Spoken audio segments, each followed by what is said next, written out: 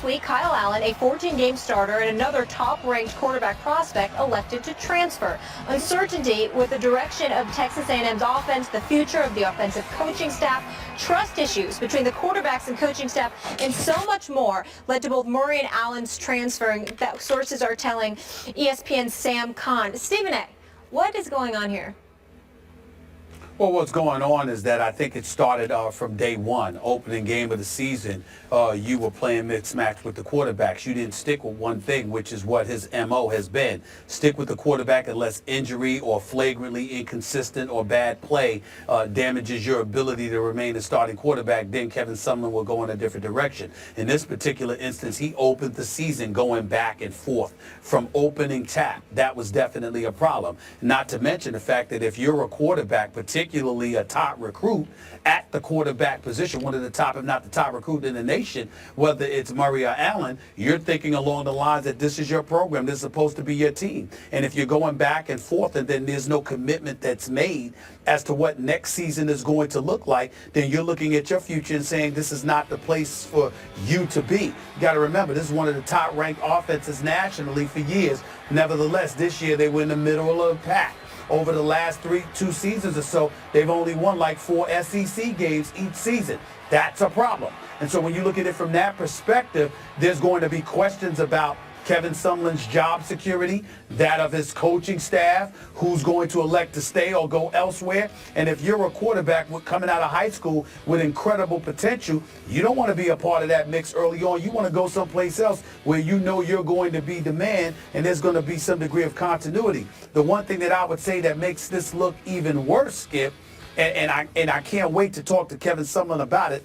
I love the man. I'm certainly going to reach out to him and hear, excuse me, what he has to say about all of this, because I don't want to speak. I don't want to speak out of turn, since I have interviewed the man on several occasions and I do know how to get a hold of him. I want to be as fair as I possibly can, but I will tell you, it's been widely recognized and reported, the paucity of African-American coaches in the sport of college football, as you and I have belabored from time to time.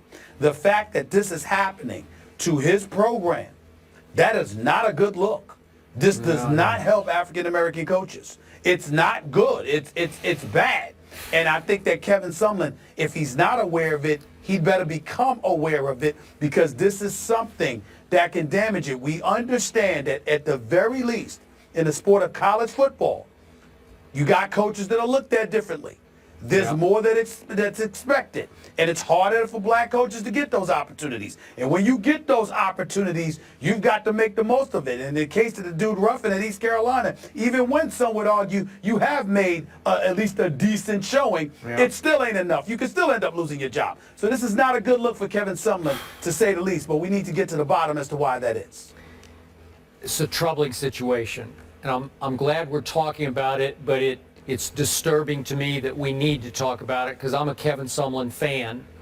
Obviously, when Johnny Football was there, it was great guns, and they went 11-2 that first year, then 9-4, but were in close games with Johnny in his second year there.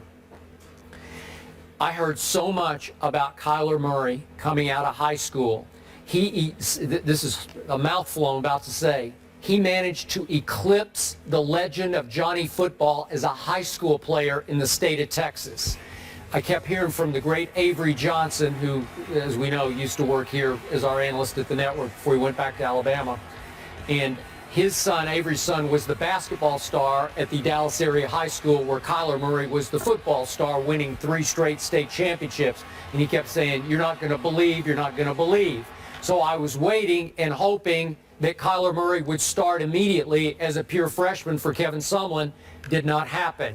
I don't know the backdrop of that. Obviously, we don't cover that team, but he went with the sophomore Kyle Allen, and it was shocking to me. And he stuck with Kyle Allen. He would give Kyler snaps here and there, and finally gave him 2 or 3 games. Then he went back to Kyle Allen with he'd had a shoulder injury, and it sounds to me like from a distance that Kyler and his father finally said, "No, this isn't working here." They clearly were so offended by the way they had been handled all year, that Kyler had been handled. they said we're going to go elsewhere. And obviously Texas badly wanted Kyler Murray and Oklahoma badly wanted him. I don't know where he'll wind up now, but Kyle Allen transferred, which was the first shock that led to the second shock.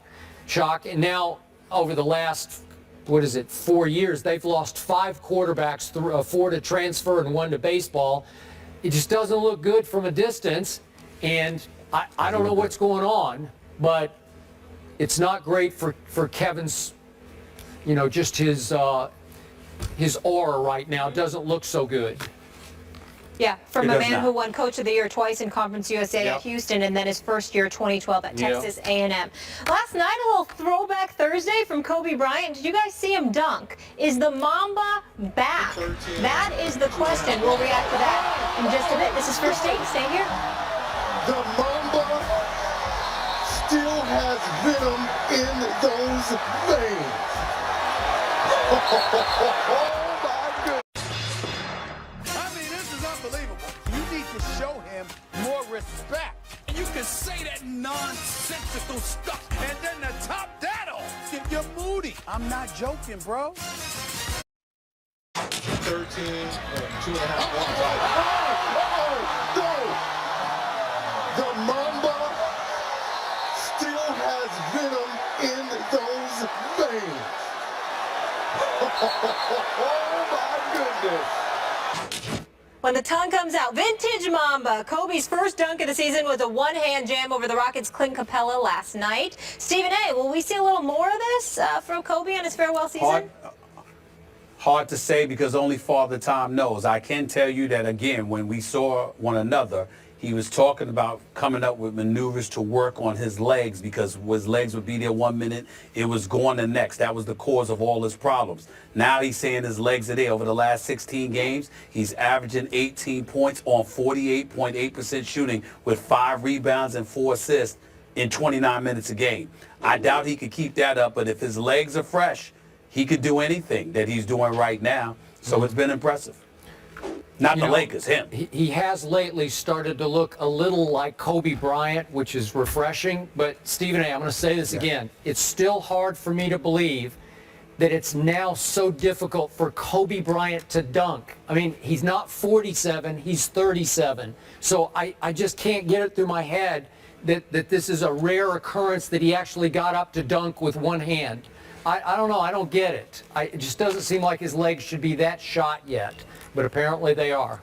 Skip, 55,000 plus career minutes. I don't care about his birth certificate. I care about the mileage on his body. Stephen A. Skip, have a great weekend. And all of you, we'll see you guys back on Monday. It's going to be fun.